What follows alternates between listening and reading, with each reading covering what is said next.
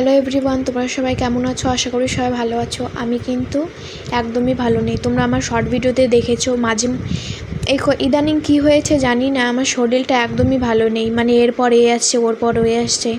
তো তোমরা শর্ট ভিডিওতে দেখেছো যে আমার জ্বর এসেছিলো, তো আমি আর ভিডিও আপলোড করতে পারিনি। তার জন্য তোমাদের আমি আগে থেকে বলে দিচ্ছি সরি, তোমরা কেউ কিছু মাইন্ড করো না। তো আজ যাবো আমাদের এখানে রাধা অষ্টমীর মেলাতে। তো আজকের ভিডিওটা মেলা নিয়েই। তো বাঙালির কিন্তু প্রিয় বলতে পারো মেলা।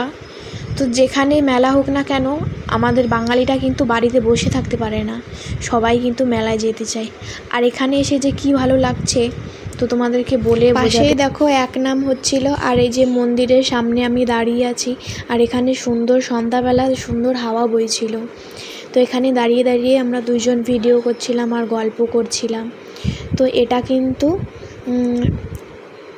রাধা কৃষ্ণের মন্দির। আর ওইখানে দেখো আমাদের গোসাই বাবা আছে, তো ওনাকে প্রণাম করলাম, প্রসাদ নিলাম।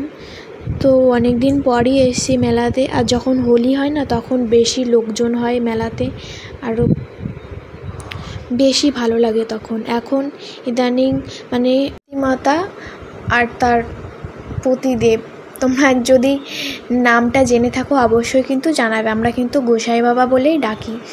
তো আমরা মন্দির দেখলাম, ওখানে একটু প্রসাদ নিলাম, দিয়ে এখানে এসেছি খিচুড়ি ভোগ খেতে।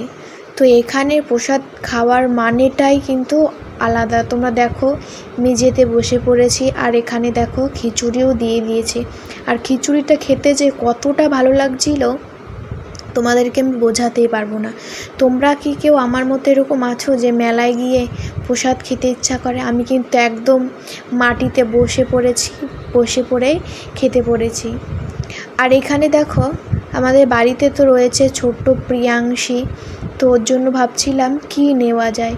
তো ভাবলাম একটা পুতুল নেব, কিন্তু পুতুলের মানে পুতুল হিসাবে দাম খুব বেশিই চাইছে, তো ওই জন্য পুতুল নেওয়া হলো না। তো নিয়েছি একটা ডক্টর সেট, তো ওটা নিয়েও খুব খুশি হয়েছে। আর এখানে লিপস্টিক দেখছিলাম যে কেমন লিপস্টিকগুলো। আর এখানে দেখো আগে যখন ছোটোবেলা মার সঙ্গে আসতাম, তখন মার কাছে কত বায়না করতাম, মা এইটা কিনে দাও ওইটা কিনে দাও। এখন কিন্তু আসি অতটাও কিনতে ইচ্ছা করে না, এখন বড় হয়ে গেছি তো, যে কিনলেই তো টাকা খরচ হয়ে যাবে। কিন্তু ছোটোবেলা তো তখন বুঝতাম না, মা আমাকে এইটা কিনে দিতে হবে। মানে ছোটোবেলাটা একটা আলাদাই, তাই না বলো? তো দেখো এখানে ছেলেপেলেরা সব এটা কি বলে জাম্প করছে। তো এরকম কিন্তু আগে ছিল না, তো ইদানিং এটা বেরিয়েছে, জাম্পশুট বলে হয়তো। দেখো এখানে কত দোকানপাট বসেছে, আর মেলাতে গিয়ে যে কি ভালো লাগছে। তো আজকে কিন্তু ভীষণ মেঘ করেছিল, ভাবলাম যে যাওয়া হবেই না। তো ঠাকুরের ইচ্ছা ঠাকুর করে। তো দেখো এখানে আমার বান্ধবীর সঙ্গে দেখা হয়ে গেছে। ও বলছে দেখ আমি তোর মতো একটা ফোন কিনেছি, বলছে সেম ফোন। তারপর আমি বলছি তুই আয়, তোকে আমি একটু ব্লগে দেখাই, তোকে সবাই যাতে দেখতে পায়। তো আমার এই বান্ধবীকে তোমাদের কার কার পছন্দ হয়েছে অবশ্যই কিন্তু কমেন্ট করে জানাবে। আমি যখন 7-এ পড়তাম তখনকার বান্ধবী আমার। তো দেখাশোনা হলেই মানে কথাবার্তা হয়, হাসি ঠাট্টা, একসঙ্গে যে কতদিন সবার সঙ্গে থাকা হয় না। এখন কলেজও শেষ হয়ে গেছে, আর বান্ধবী সব একদম নিজের মতো নিজে সব, কেউ কারোর সাথে অত খোঁজ টোজ নেওয়া হয় না। আগে যখন টিউশন পড়তে যেতাম, মানে তখন যে কত ভালো লাগতো, ওই ছেলেবেলাটাই ভালো ছিল, পড়াশোনা স্কুল টিউশন ওইটাই ভালো ছিল। এখন ভালো লাগে না সেটা বলে একদম তোমাদেরকে কষ্ট দেব না। মানে জীবনটা তো আর এরকম নয়, এর পরের ধাপ এই হবে, তার পরের ধাপ ওই হবে, এরকম করেই কিন্তু জীবনটা চলে আসছে আর যেতেও হবে এইভাবেই। তো দুঃখ কষ্ট মিলিয়েই কিন্তু সবার জীবন। কারো জীবনে দুঃখ থাকে, কারো জীবনে কষ্ট থাকে, কারো জীবনে একদম সুখ থাকে। সব কিছু মিলিয়েই কিন্তু আমাদেরকে বাঁচতে হবে, তাই তো? ঠিক বললাম তো কথাটা?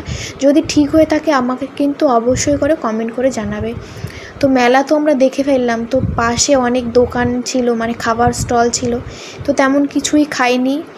তো খাওয়ার মধ্যে তোমাদের দাদা একটা আইসক্রিম নিয়েছিল, তো ওখান থেকে একটু খেয়েছিলাম আইসক্রিম। তো আমাদের মেলা দেখা কমপ্লিট হয়ে গেছে। আর তোমরা মেলায় যেতে কে কে ভালোবাসো? বাঙালির প্রিয় কিন্তু এই মেলা, মানে আমাদের বেতাইতে মানে যেখানে যতটাই মেলা হোক না কেন মানে সবাই যাবে, কোথায় মেলা হচ্ছে কোথায় কি হচ্ছে সবাই যাবে। তবুও যখন এই মেলাটা আরেকবার হয়, যখন হোলি আসে, হোলিতে তো এটা হলো কৃষ্ণ রাধার মন্দির ছিল, তো তখন আরও বেশি ভিড় হয়। তো এখন কেন জানি না যে ভিড় কমে গেছে, অনেকটাই ভিড় কমে। দাদার জন্য খাবার এনেছি, দাদা জিলিপি খাই তার জন্য জিলিপি এনেছি। তো এটা হচ্ছে দাদার দোকান, তো এটা ভোলেদার দোকান দশকর্মার, আর সামনেই রয়েছে বিশ্বকর্মা পুজো, তার জন্য দেখো কত জিনিসপত্র এনেছে। তোমরা যদি কেউ এখানে এসে কিছু কেনাকাটা করতে চাও অবশ্যই চলে এসো আমাদের বেতাইতে।